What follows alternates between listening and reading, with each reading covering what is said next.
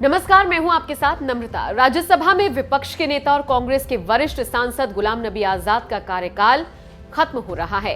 ऐसे में मंगलवार को सदन में पीएम मोदी की मौजूदगी में उनके सम्मान में विदाई भाषण दिया गया। खुद पीएम मोदी ने भी राज्यसभा में गुलाम नबी आजाद के लिए ऐसा विदाई भाषण दिया जिसकी तारीफ मीडिया से लेकर सोशल मीडिया तक हो रही है। खुद गुलाम नबी आजाद पीएम मोदी के भाषण पर जहां भावुक हो गए, तो वहीं शशि थरूर समेत कई कांग्रेसी दिग्गज नेता भी पीएम मोदी के भाषण के मुरीद हो गए। दरअसल मंगलवार को कांग्रेस नेता गुलाम नबी आजाद समेत 4 सांसदों को सदन में विदाई दी जा रही थी। इसी दौरान पीएम नरेंद्र मोदी ने भी गुलाम नबी आजाद के लिए दिए गए विदाई भाषण में उनकी जमकर तारीफ की। एक आतंकी घटना के बाद गुलाम नबी आजाद के साथ फोन पर हुई बात का जिक्र करते हुए पीएम मोदी सदन में भावुक हो गए। एक बार गुजरात के यात्री, क्योंकि जम्मू कश्मीर में जाने वाले टूरिस्ट में गुजरात बहुत बड़ा नंबर रहता है, और टेररिस्टों ने पर हमला कर दिया। करीब 8 लोग शायद मारे गए। सबसे पहले गुलाम नबी जी का मुझे फोन आया।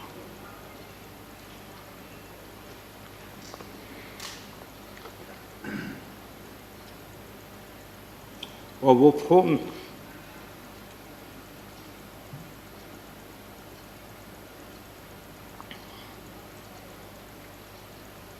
सिर्फ सूचना देने का नहीं था,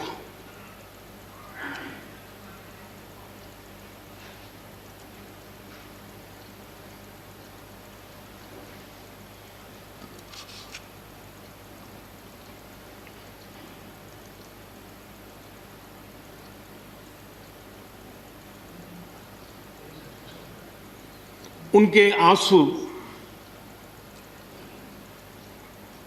रुक नहीं रहे थे। फोन पे उस समय प्रणब मुखर्जी साहब डिफेंस मिनिस्टर थे। मैंने उनको फ़ोन किया। मैंने कहा, साहब अगर फोर्स का हवाई जहाज़ मिल जाए डेड बॉडी को लाने के लिए। रात देर हो गई थी। प्रणब मुखर्जी साहब ने कहा, आप चिंता मत कीजिए, मैं करता हूँ व्यवस्था। लेकिन रात में फिर गुलाम नबी जी का फोन आया। वे एयरपोर्ट थे।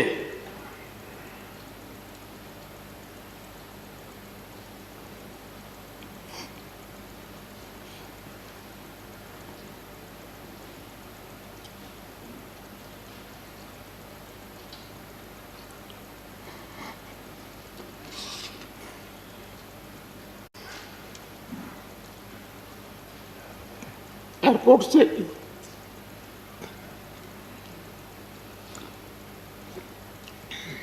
उन्होंने मुझे फोन किया और जैसे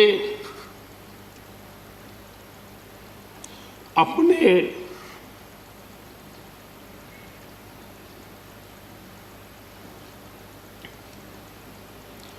परिवार के सदस्य की चिंता करें,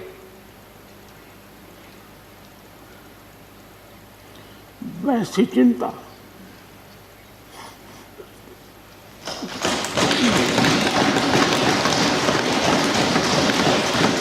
गुलाम नबी आजाद की तारीफ करते हुए पीएम मोदी ने इस दौरान ये भी कहा, सत्ता जीवन में आती रहती है, उसे कैसे पचाना है वो गुलाम नबी आजाद जी से सीखने को मिलता है। एक मित्र के रूप में मैं आजाद जी का बहुत आदर करता हूं। पीएम मोदी ने जिस तरह से गुलाम नबी आजाद को भावुक अंदाज में विदाई दी, उसकी कांग्रेस नेताओं ने भी जमकर तारीफ की। कांग्रेस सरकार में मंत्री रहे मिलिंद देवड़ा ने तो पीएम मोदी का भाषण सुनकर ट्विटर पर लिखा, विचारधारा, धर्म और राजनीति हमें बांटते हैं, लेकिन मानवता, धर्म और पीड़ा हमें एकजुट करते हैं। कांग्रेस के वरिष्ठ नेता और सांसद शशि थरूर ने भी गुलाम नबी आजाद के बारे में लिखा, राज्यसभा में विपक्ष के नेता, मेरे अच्छे दोस्त और वरिष्ठ सहयोगी गुलाम नबी आजाद से उनके फॉर्मल रिटायरमेंट की शाम को मुलाकात हुई। वो इकलौते ऐसे कांग्रेसी नेता हैं जिन्होंने प्रधानमंत्री की आंखों में आंसू ला दिए। राष्ट्र को उनकी 44 साल की सेवा के लिए धन्यवाद। उम्मीद है वो वापस लौटेंगे। बता दें, गुलाम नबी आजाद साल 2005 से 2008 तक जम्मू कश्मीर के मुख्यमंत्री रहे। करीब 41 सालों से संसदीय राजनीति में रहे गुलाम नबी आजाद साल 2014 से राज्यसभा में विपक्ष के नेता हैं। वो 5 बार राज्यसभा और 2 बार लोकसभा सांसद रहे, लेकिन अब 15 फरवरी को वो राज्यसभा से रिटायर हो जाएंगे। ऐसे में अगर कांग्रेस उन्हें फिर से राज्यसभा भेजती है तो वो सदन में नजर आएंगे। बहरहाल, गुलाम नबी आजाद के आखिरी कार्यकाल के दौरान विदाई भाषण दे रहे पीएम मोदी आखिर किस बात का जिक्र करते हुए सदन में रोने लगे, सुनिए पीएम मोदी की जुबानी वो पूरा किस्सा। श्रीमान गुलाम नबी जी, मुझे चिंता इस बात की है कि गुलाम नबी जी के बाद इस पद को जो संभालेंगे उनको गुलाम नबी जी से मैच करने में बहुत दिक्कत पड़ेगी।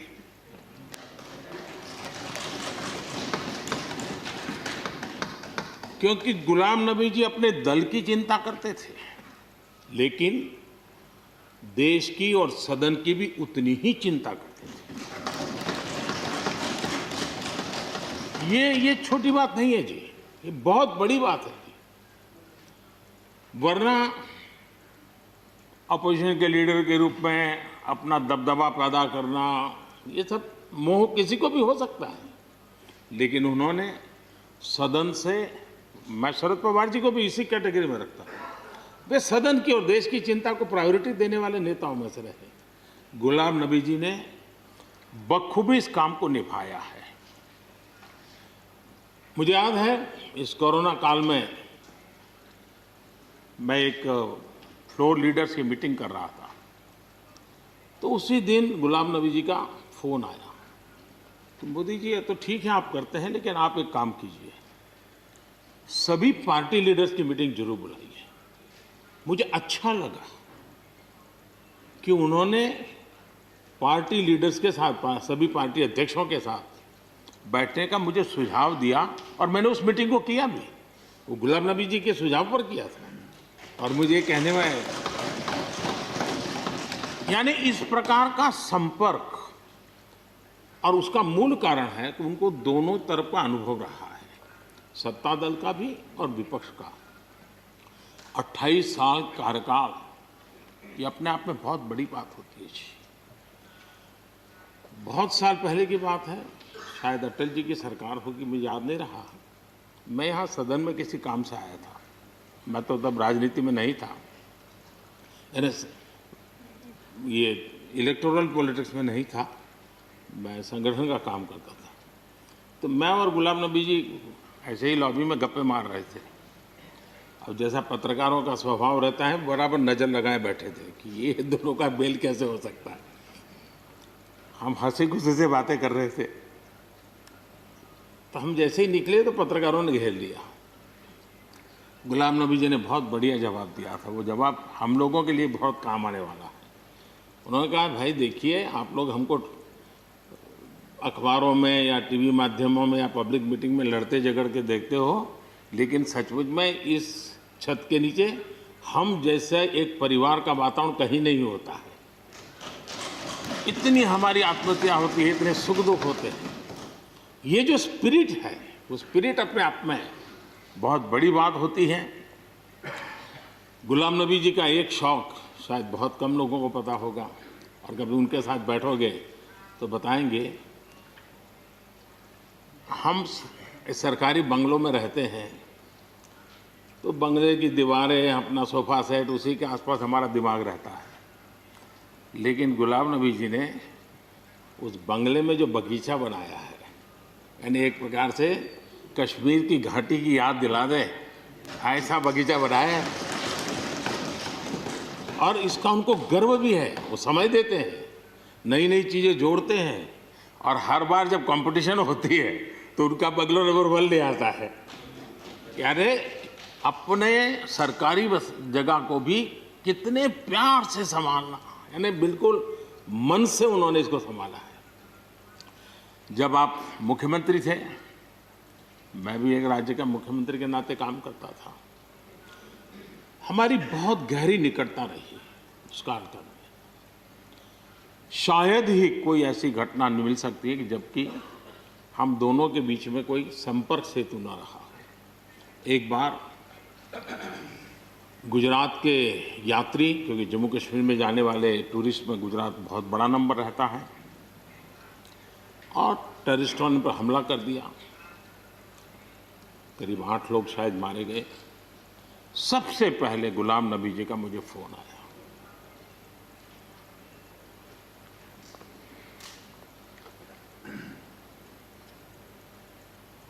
और वो फोन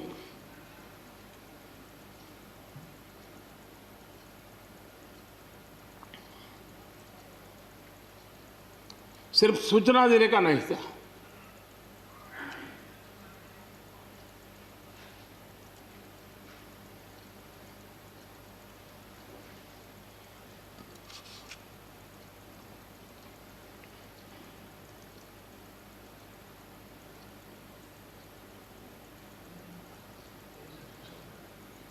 उनके आंसू रुक नहीं रहे थे। फोन पे उस समय प्रणब मुखर्जी साहब डिफेंस मिनिस्टर थे।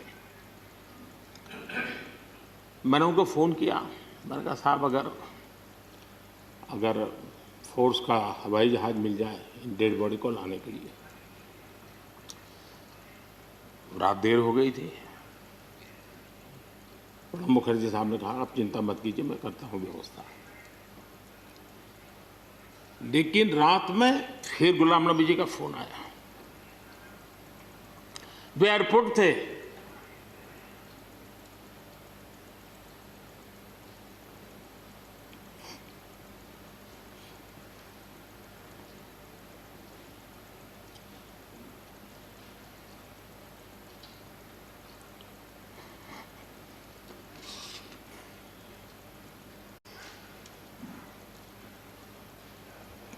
एयरपोर्ट से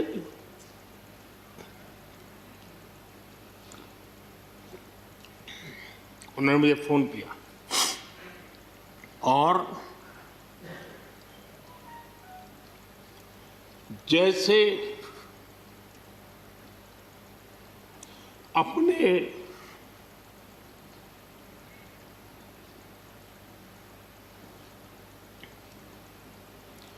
परिवार के सदस्य की चिंता करें,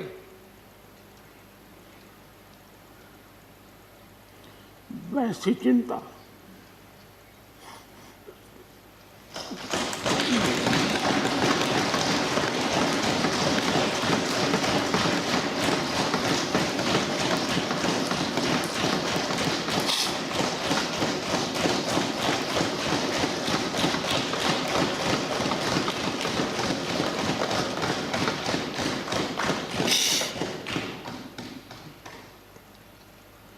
पद, सत्ता जीवन में आती रहती है, लेकिन उसे कैसे पचाना,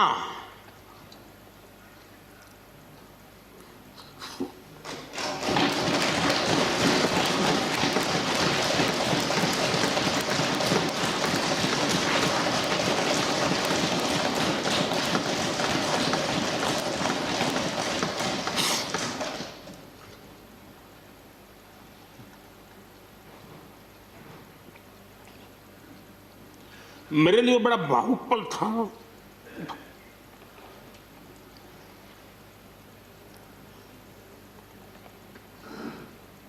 दूसरे दिन सुबह फोन आया कि मोदी जी सब लोग पहुंच गए।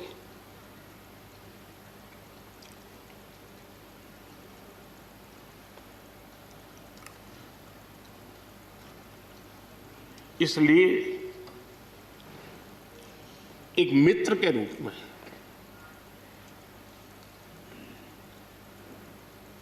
गुलाम नबी जी को घटना और अनुभव के आधार पर मैं आदर करता हूं।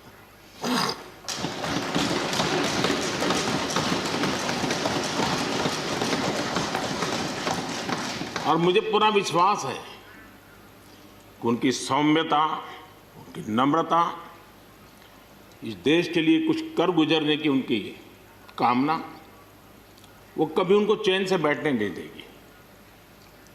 और मुझे विश्वास है कि जो भी दायित्व जहां भी वो संभालेंगे, वे जरूर वैल्यू एडिशन करेंगे, कंट्रीब्यूशन करेंगे और देश उनसे लाभान्वित होगा। ये हमारा पक्का विश्वास है। मैं फिर एक बार उनकी सेवाओं के लिए आदरपूर्वक धन्यवाद करता हूं और व्यक्तिगत रूप से भी मेरा उनसे आग्रह रहेगा कि मन से मत मानो कि अब आप इस सदन में नहीं हो। आप के लिए मेरे द्वार हमेशा खुले, इन चारों माननीय सदस्यों के लिए खुले हैं। आपके विचार, आपके सुझाव, क्योंकि देश में सब बहुत जरूरी होता है। ये अनुभव बहुत काम आता है, मुझे मिलता रहेगा। ये अपेक्षा मैं रखता ही रहूँगा। आपको मैं निवृत्त होने नहीं दूंगा। फिर एक बार बहुत शुभकामनाएं। धन्यवाद।